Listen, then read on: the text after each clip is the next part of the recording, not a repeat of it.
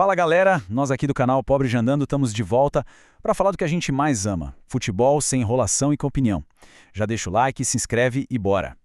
Hoje a gente vai mergulhar na história da seleção brasileira, uma saga de glórias, mas também de lágrimas. Vamos entender juntos os altos e baixos que transformaram a amarelinha na maior lenda do futebol mundial. Para começar, vamos falar de um número. Só um. 5. Isso mesmo. 5 vezes campeão do mundo. Nenhuma outra seleção chegou nem perto disso. É o número que sozinho já coloca o Brasil num lugar diferente, sabe? Um patamar exclusivo. Mas não é só sobre ganhar. A grandeza dos 5 títulos fica ainda mais impressionante quando a gente olha para esse outro número aqui, 22. O Brasil não só foi quem mais venceu, mas esteve lá em todas. É a única seleção que jogou todas as Copas do Mundo, desde a primeira, lá em 1930. Essa presença constante já é um recorde absurdo. Agora, bora voltar no tempo. Vamos lá para a primeira grande dinastia do Brasil, a Era de Ouro. Foi a época em que a seleção não só ganhava, mas ensinava o mundo a jogar, apresentando o que todo mundo passou a chamar de futebol arte. Essa dinastia começou em 58, na Suécia, quando um garoto de 17 anos, chamado Pelé, simplesmente explodiu para o mundo. 4 anos depois, no Chile, o rei se machucou, mas aí o planeta descobriu a magia de Garrincha, que basicamente carregou o time nas costas para o bicampeonato. Mas o auge, a coroação final, essa veio em 1970, no México, numa campanha que até hoje é vista como a perfeição dentro de campo. E cara, que time era aquele? Para muita gente, a seleção de 70 foi a maior equipe de todos os tempos. Pelé, Jairzinho, Rivelino, Gerson, não era só um time que ganhava, era um time que encantava. E a final contra a Itália foi o resumo de tudo isso, um futebol para frente, criativo, que ninguém conseguia parar. E se liga nos números, porque eles não mentem. A campanha foi simplesmente perfeita. 6 jogos, 6 vitórias. 100% de aproveitamento. O ataque era uma máquina, fez 19 gols. E ainda teve a façanha do Jairzinho, o furacão da Copa, que marcou gol em todas as partidas. Isso é surreal. Pois é, mas depois de chegar no topo do mundo de um jeito tão espetacular, a queda foi bem dura. O tricampeonato em 70 foi o começo de um jejum que ninguém esperava. Uma travessia no deserto que durou longos e sofridos 24 anos. E o capítulo mais doído dessa época, com certeza, foi a Copa de 1982. Essa seleção não ganhou o título, mas olha, ela conquistou o coração do mundo inteiro e isso deixa no ar aquela pergunta que ecoa até hoje. Como é que um time tão genial, tão bonito de se ver jogar, não foi campeão? É só bater o olho nesses nomes para entender o porquê da pergunta. Era um meio-campo de artistas.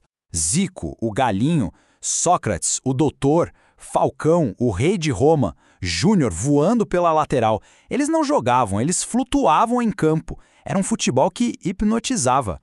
Só que o sonho virou pesadelo, em um jogo só. Contra a Itália em Barcelona, a arte brasileira bateu de frente com o time italiano que ninguém dava nada. Numa tarde que ninguém esquece, o atacante Paulo Rossi fez 3 gols e mostrou que, infelizmente, nem sempre a beleza vence. Esse jogo ficou conhecido como a tragédia de Sarriá. Virou um trauma nacional.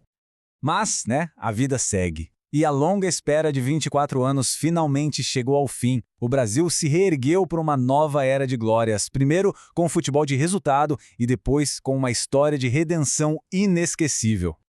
E o mais curioso é olhar como esses 2 títulos foram conquistados de jeitos tão diferentes. O Tetra, em 94, foi na raça, na eficiência, um time pragmático liderado por uma dupla genial, Romário e Bebeto. Já o Penta, em 2002, foi a festa do futebol ofensivo da família Scolari, com aquele trio mágico, Ronaldo, Rivaldo e Ronaldinho. E o Penta, cara. O coração daquele título foi a maior história de superação que uma Copa do Mundo já viu. Ronaldo Fenômeno, que todo mundo achava que estava acabado depois de lesões gravíssimas, voltou de um jeito inacreditável. Ele fez 8 gols no torneio, incluindo os 2 na final contra a Alemanha, numa volta por cima que parece roteiro de filme.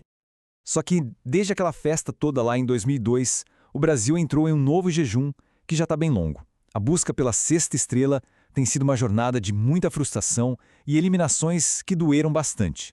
A primeira decepção veio em 2006. O Brasil tinha o tal quadrado mágico, com Ronaldo, Adriano, Kaká e Ronaldinho Gaúcho no auge. No papel, era um time dos sonhos. Mas, na prática, a magia não apareceu e a gente caiu para a França numa atuação de gala do Zidane. 4 anos depois, na África do Sul, a história se repetiu. Era um time mais operário, do Dunga, que parecia bem sólido. A gente estava até ganhando da Holanda. Mas aí vem um apagão no segundo tempo e levamos a virada. De novo, quartas de final. Em 2018, as quartas de final já tinham virado uma espécie de maldição. Dessa vez, foi contra a Bélgica e sua geração de ouro. O jogo foi bom, disputado, mas a eficiência belga foi fatal. Pela terceira vez em 4 Copas, o sonho acabava na mesma fase. E mais recentemente, no Catar, o roteiro foi ainda mais cruel. A gente fez um golaço na prorrogação contra a Croácia, parecia que ia, mas sofremos o empate no finalzinho e caímos dos pênaltis. As quartas de final, de novo, implacáveis. Mas olha, de todas essas derrotas, nenhuma, absolutamente nenhuma, foi tão devastadora quanto a de 2014. Jogando em casa, com toda a expectativa do mundo, o Brasil sofreu a maior humilhação da sua história. O 7-1 para a Alemanha não foi só uma derrota, foi um evento que abalou as estruturas do nosso futebol e gerou uma crise que a gente discute até hoje. E tudo isso nos leva a um fato que é, no mínimo, curioso. Com a próxima Copa, em 2026, o Brasil vai ter completado exatos 24 anos sem ganhar um título mundial. É o mesmo tempo do jejum entre 1970 e 1994. Parece que a história gosta de se repetir, né? E aí fica a grande pergunta que todo mundo que ama futebol se faz.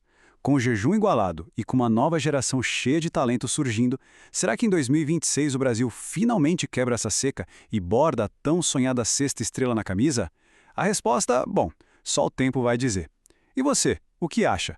Comenta aqui embaixo e compartilha. Aqui é o Pobre Jando, futebol raiz, resenha sincera e opinião sem filtro. Até a próxima!